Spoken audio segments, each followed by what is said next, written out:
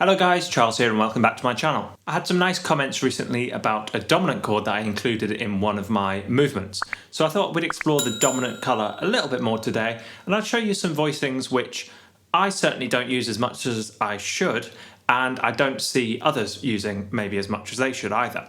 So hopefully you enjoy these sounds. They're just going to be resolving to a 1 chord, but we're going to discuss a tiny bit about voice leading in this video as well. And I'm going to give you what I think is the best voicing of the 1 chord to move to from that dominant chord, because not every dominant chord resolves in exactly the same way. We're not going to get into the voice leading in too much detail. If you do want to hear my thoughts about voice leading, then check out the playlist up here where I go into voice leading in huge amounts of detail. I'm constantly revisiting that playlist and adding new videos there, so check that out if you want to know more about the voice leading that we discuss in this video. Now, all of these dominant chords are going to be G7 of some sort, resolving to C of some sort. So let's start with a voicing which you probably are using, which is this one here, drawn from the caged position's C shape. Now, when I play this one, to avoid having the doubled note, so this note on the A string here, 10th fret, is a G, and on the B string, the 8th fret, is also a G, I go for this voicing instead, where the A string note, I move down a string to the low E string, but stays on the same fret, and that gives me all 4 notes of the chord. So I've got G on the top B string here, G, B, F, and D. So all 4 chord tones there. Sounds great. Now there's a couple of nice ways we can resolve this one. We can keep these 2 notes here, the G and the B, and resolve down to a C major 7 in this instance. Like that.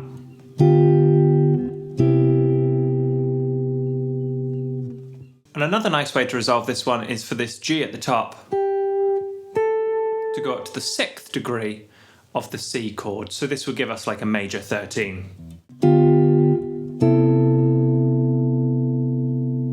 So those both resolve really nicely and effectively to a C major tonality of some sort, but as is always the case with voice leading, we're trying to do as little movement as possible, and when there does have to be a movement, we're trying to kind of hear what the note wants to do, and that's going to be a theme through these other voicings as well. So here's a great G altered voicing, which I very rarely see people using. It's this fella here. So what we've got here is we've got the root G, we've got B, which is the 3rd, we've got the 13 E, and then at the top here we've got an A flat, which is the flat 9. So it's like a 13 flat 9. Really nice colour, I love this one.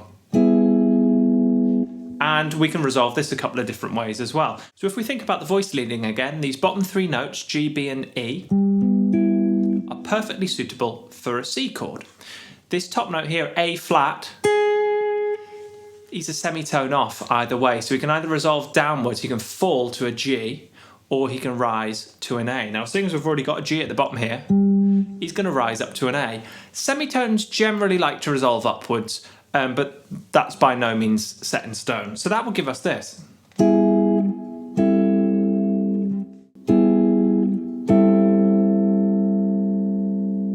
As always, I'm trying my best to move as smoothly from one chord to the other, but it's certainly a work in progress for me. No matter what I'm playing with chords, I try and make each one as clean as possible, and as with everybody, it can be quite hit and miss, but I'm trying my best here. Hopefully you can hear how nicely that resolves though. Now the only issue with that voicing is it might feel it's lacking a little bit of low end because we don't have the root. So that would be a great voicing to use if you were playing with an ensemble, because obviously someone else would deal with the root. If you do want the root in there as well, we could use the same voicing that we used for the first example and go up to that major 13. That sounds really nice as well. Now we can combine those first 2 voicings to give us a little bit of movement. So we could do something like this. This basic voicing, G7, G7, 13, flat 9.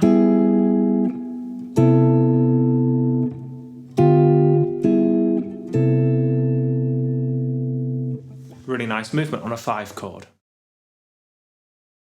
So this next voicing, which I rarely see people using, is a really lovely sound here.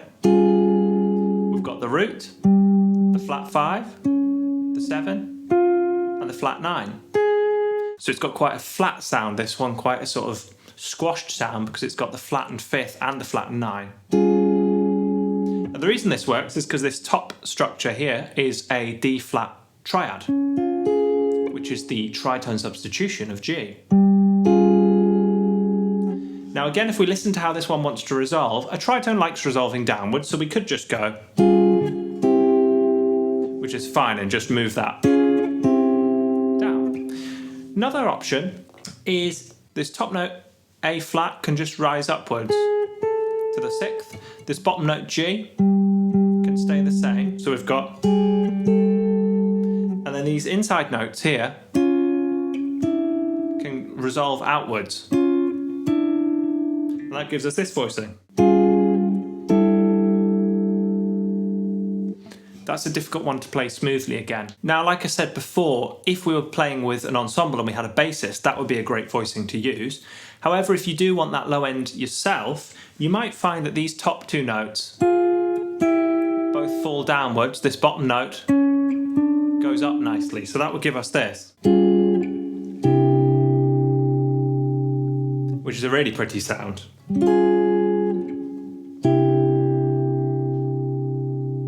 So there's a couple of options there with that voicing. This final voicing is one which, again, most of you probably know. It's probably the most commonly used altered voicing amongst guitarists, which is this fella here. Now, of course, we like to think of this as the Hendrix chord. And the Hendrix chord can also resolve very nicely if we listen to the notes and think about what they actually want to do. So I like to always listen to the outside notes first, and the middle notes tend to fall into place. So this top note here, the A sharp, now we can think of it as a B flat, would want to rise up to the B natural or down to the A. And I think in this instance that really wants to go upwards. I don't think it wants to go down. I think that sounds a bit underwhelming, I don't know. He wants to go up there. Now this bottom note, G, is in both chords, so he's just going to stay there. And that means that these middle 2 notes, now although this one was a B, and B is in C major 7, because that top note desperately wants to go up to the B, I'm going to take this B up to a C. And this F down to an E. It's always nice to have at least one chord note moving an opposite direction to the others. So one of them staying still in this instance. 2 of them are going upwards, so one of them, it's nice if possible to go downwards, and that's what the F's doing. And that's like dream voice leading for that chord to my ear. Beautiful. But again, we're maybe missing the bass note. So here's a nice voicing with a low C in it as well. And this chord really likes going to a major 7 sharp 11. So listen to this.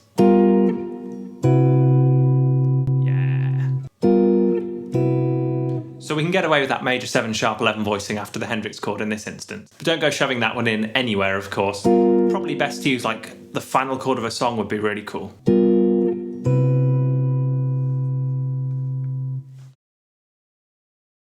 So there's some more dominant voicings for you. I hope you enjoyed those and that you agree with my voice leading choices on those. But of course, these chords, because they've got so much tension in them, they can resolve quite a few different ways. And just the fact that they resolve full stop is kind of enough because they've got all that tension and it needs to be released somehow. Like I was doing there, I focus on the outside notes first for my voice leading, generally speaking, and I really listen to those and think about where they want to go, and then the inner voices generally will take whatever's left over with the smallest movement possible. That's the approach I take when I'm actually doing this stuff on the guitar.